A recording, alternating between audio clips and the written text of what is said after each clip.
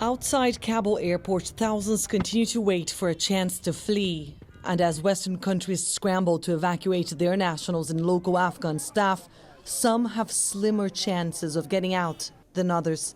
At this internally displaced people's camp in the capital are those who fled the conflict in other parts of the country.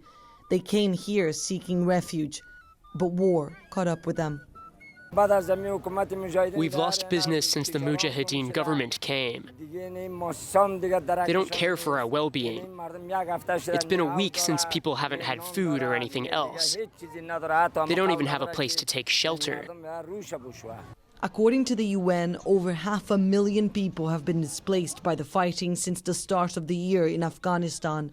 And while evacuations help, more needs to be done to support those who can't or won't leave. Evacuations will benefit some people, will save their lives, but then what about the other Afghans who can't leave, who remain in the country, who maybe also don't want to leave, maybe they want to stay at home, but they need protection, they need support.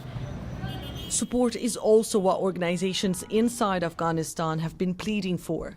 Dr. Nilab Mobarez, the president of the Afghan Red Crescent Society, says Afghans will need more help than humanitarians originally forethought.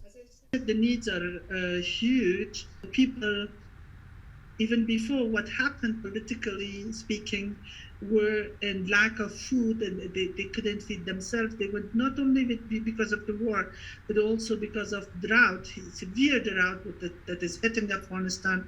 Afghans have been facing a multitude of crises: climate, conflict, and one the rest of the world knows too well: COVID, which Dr. Mobarez warns could be made significantly worse.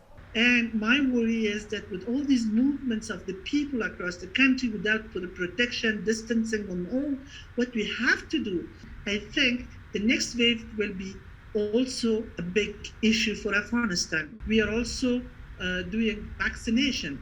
And since, what happened last week, obviously that was also affected because the people don't come to the hospital.